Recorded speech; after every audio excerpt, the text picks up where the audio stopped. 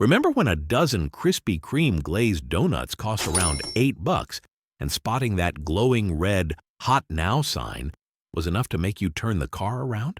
For decades, Krispy Kreme wasn't just a donut shop.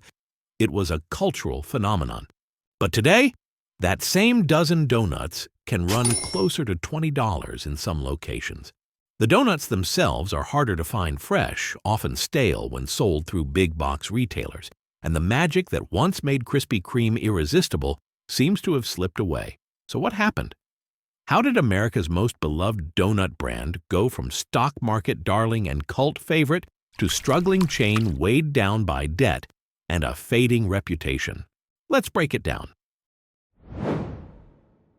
Krispy Kreme began in 1937 when Vernon Rudolph bought a secret yeast-raised donut recipe from a French chef in New Orleans and opened his shop in Winston-Salem, North Carolina. His donuts were so popular he cut a hole in the wall to sell them directly to passers-by. Soon, Krispy Kreme became known for both its taste and spectacle. Customers lined up to watch the conveyor belt roll out golden donuts through glass windows, guided by the glowing "Hot Now" sign. For decades, expansion was steady but modest. By the 1990s, Krispy Kreme had just over 100 stores, mostly in the South. That's when things changed. In the late 90s, new leadership embraced aggressive growth through franchise deals that gave large partners exclusive rights in major markets. Stores opened across the U.S., and hype was off the charts. By 2000, Krispy Kreme went public at $21 a share. Investors bought in eagerly. By 2003, the stock soared to nearly $49.20. Revenues tripled from 1999 to 2004, and For 60 years, Krispy Kreme moved cautiously, leaving room for rivals like Dunkin' and Tim Hortons to dominate nationally. Then, almost overnight, it went from careful growth to reckless overdrive. Stores opened rapidly, sometimes within miles of each other. The initial buzz produced long lines and record first-week sales, but the novelty wore off quickly. New outlets cannibalized older ones, and same-store sales started falling. Behind the scenes, executives scrambled to keep Wall Street happy. In 2004, the SEC launched an investigation into Krispy Kreme's accounting practices. Regulators found the company had artificially inflated profits through questionable round-trip transactions with franchisees. The fallout was swift. The stock plummeted from nearly $50 to under $5, lawsuits followed, and CEO Scott Livengood was ousted. The once-celebrated growth story had turned into a warning about overexpansion and cooked books. Even after the scandal, Krispy Kreme's biggest challenge was structural. Unlike Dunkin', which built its empire on coffee and convenience, Krispy Kreme doubled down on donuts and massive factory stores with expensive equipment on display. These locations looked impressive but were costly to build and operate. To make them pay off, the company leaned on its delivered fresh daily strategy. Donuts made in factory stores were shipped to groceries, convenience stores, and later McDonald's. On paper, this expanded reach. In practice, it stripped away the brand's magic. Picking up a day-old box in a Walmart aisle didn't feel the same as grabbing a hot donut under a glowing neon sign. The economics also didn't add up.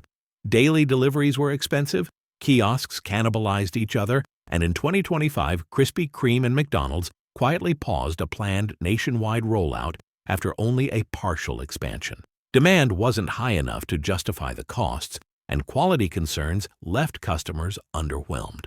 Instead of building loyalty, these deals diluted the experience Krispy Kreme was famous for. While the brand's model strained under costs, customers noticed something else: sticker shock. A dozen glazed donuts that once cost about $8 in the early 2000s now run closer to $18 to $20 in many markets. Inflation played a role, but Krispy Kreme also deliberately repositioned itself as premium. The problem is, it doesn't feel premium. Local boutique shops justify high prices with handmade, Instagram-worthy creations. Grocery store bakeries and Dunkin' compete on affordability and convenience. Krispy Kreme sits uncomfortably in the middle. Too expensive for everyday buyers, not distinctive enough for splurges. Frustration bubbled over online. Loyal customers voiced that they simply weren't willing to pay luxury prices for donuts they viewed as mass-produced. What once was a treat for everyone began to feel out of reach for many. In 2016, private equity firm JAB Holdings acquired Krispy Kreme for $1.35 billion. At first, it looked like salvation, but like many private equity plays, the focus quickly shifted to squeezing short-term profits. JAB bought out most U.S. franchises for nearly $500 million, giving corporate full control. The company added kiosks in grocery stores, gas stations, and even acquired cookie chain Insomnia cookies to diversify. By 2021, Krispy Kreme boasted more than 10,000 global points of access. By 2024, that number ballooned to over 17,500. But growth masked deeper issues. Each new outlet generated less revenue than the last. Average revenue per location fell from about $133,000 in 2021 to under $100,000 in 2024. Delivery costs soared as trucks made daily rounds to thousands of kiosks, many of which cannibalized each other's sales. The expansion also left Krispy Kreme with nearly $950 million in debt by 2024, with $60 million a year in interest payments. Even with $1.67 billion in revenue, profits were razor thin. In fact, the company posted a small operating loss. On paper, Krispy Kreme looked bigger than ever, but beneath the surface it was fragile. Beyond numbers, Krispy Kreme faced a bigger problem: fading cultural clout. In the early 2000s, the brand was a phenomenon. People lined up for hours just to grab a fresh box. Today, it's just one option in a crowded field. Dunkin' reinvented itself around coffee, becoming an everyday habit. Boutique donut shops wooed younger crowds with creative flavors and social media buzz. Even grocery store bakeries offered good-enough donuts at half the price. Krispy Kreme, once the undisputed leader, now finds itself squeezed on both ends. Too expensive for budget-conscious buyers, too ordinary for customers seeking something special. The neon sign still glows in some stores, but it doesn't carry the same weight it once did. Krispy Kreme remains a global brand with strong markets abroad, particularly in the UK and South Korea. In the US, though, the glow has faded. Prices are higher than ever, supply is inconsistent, debt is heavy, and competitors are sharper at meeting customer expectations. The brand's decline is the result of a perfect storm: reckless expansion, scandal, private equity debt, and changing consumer habits. Krispy Kreme still has loyal fans and one of the most recognizable names in food. But the question is whether it can adapt. Does it want to be a premium indulgence worth splurging on, or a convenient treat priced for everyday consumption?